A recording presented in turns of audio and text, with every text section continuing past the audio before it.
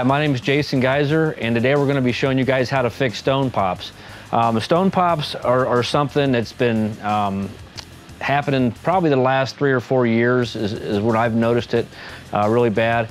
And what happens is the stone suppliers for the ready-mix concrete, they have their different quarries they get their stone from.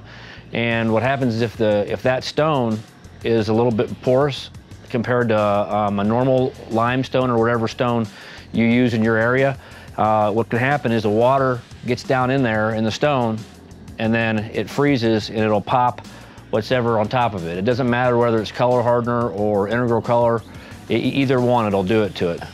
So the first thing we're going to do is get some bonding agent. And what this is going to do is ensure that the patch we put in there, that it gets a good bond to what we're trying to go to. If we just were to put something down in there without doing this, you know, there's a good chance it might pop back out. So mixing up the slurry or the patch material for these stone pops is pretty easy. This particular job that we're on today, I actually did probably three years ago or so for a pool builder friend of mine.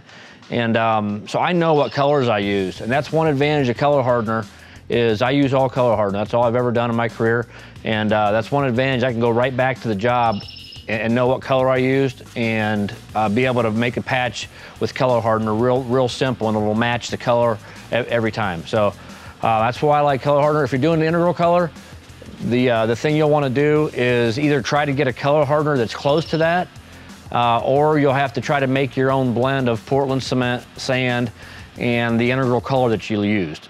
But it's going to be a lot harder to match the color that way. So first what we're going to do, we don't want all the big sand in the color hardener. So what we're going to do is use one of these bucket sifters to sift the big sand out of the color hardener.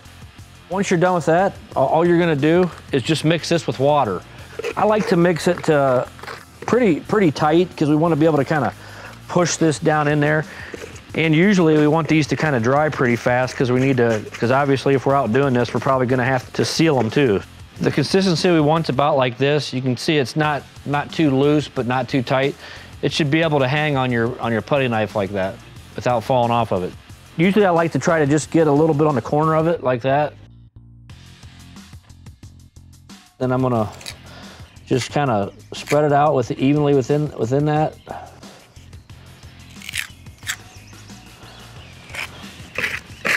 You can even do this with your finger too. I mean, it's pretty simple. Get a pair of gloves on and just kind of feather with my thumb. Feather it in. There you go. That's all there is to it. Thanks for joining us today. I really appreciate you guys tuning in. Hopefully we'll see you next week. Thanks.